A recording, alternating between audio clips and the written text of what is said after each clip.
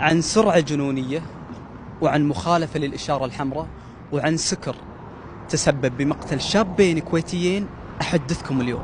أقصى عقوبة في تجاوز الإشارة الحمراء هي 3 شهور، وبغرامة 300 دينار فقط حسب تقدير القاضي لها. ممكن يعطيها غرامة وممكن يعطيها حبس. 4 أصدقاء في هذا التقاطع كانوا موجودين وحابين أنهم يأخذون فوق تحت وطاقين الإشارة، تفاجأوا بسيارة متوجهة لهم بسرعة جنونية تسببت بحادث مأساوي أدى إلى وفاة 2 منهم ودخول 2 منهم إلى المستشفى بحالات حرجة.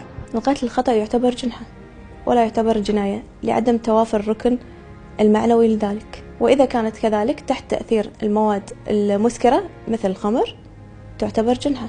للأسف أن حسب المعلومات اللي وصلتنا من أخوة أحد المتوفين الله يرحمه ويغفر له، أن الحادث ما كان حادث مروري عادي، لا، الحادث كان وراء حالة سكر. نعم، حالة سكر للفاشينيستا اللي كانت تقود السيارة وللشاب اللي كان جنبها، والمفاجأة أن السيارة ما كانت لها، السيارة للشاب اللي كان معاها، فمن باب التجربة لسرعة السيارة داست في السيارة واقتلت الشباب. عقوبة القتل الخطأ لا تتجاوز 3 سنين ولا تتجاوز غرامة 3000 دينار حسب تقدير القاضي. ممكن يعطيها حبس وممكن يعطيها غرامة، وقيادة تحت تأثير المواد المسكرة لا تتجاوز سنة، وبغرامة لا تتجاوز 500 دينار حسب تقدير القاضي لها. وتجاوز عقوبة تجاوز الإشارة الحمراء لا تتجاوز 3 أشهر بالحبس، وبغرامة لا تتجاوز 300 دينار. توتل 4 سنين ونص، أقل من 5 سنين، ولكن تعتبر جناية في حال كان التحليل في مواد مؤثرة عقليا ومواد مخدرة. كان في تحت تأثير المواد المخدرة والمؤثرة عقليا، قاضي المرور يحيلها إلى قاضي الجنايات. اليوم دم الشباب اللي راحوا برقبة منه؟ في ناس مستفيدين من عدم تغليظ العقوبات على المواد المؤثرة، وعدم تغليظ العقوبات على المواد المسكرة، وعدم إدراج المواد المسكرة كجناية من جنحة.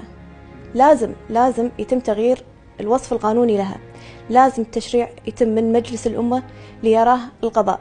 القضاء ما يقدر يحكم في مثل هذه الحالات. نفس حاليا الشارع كله ليش القتل الخطأ يعتبر جنحة، أو ليش يقدر يطلع منها تحت تأثير المواد المسكرة، بس هو ما راح يطلع منها، ولكن عقوبته أقل من ذلك، عقوبته أقل من اللي الشارع يراها من ممكن أنه طيب خاطره في المتهم هذا، يعني أو المجرم هذا. شنو ذنب الأهالي اللي انعصرت قلوبهم اليوم على شبابهم اللي راحوا بلمح البصر؟ في قصور بالتشريع.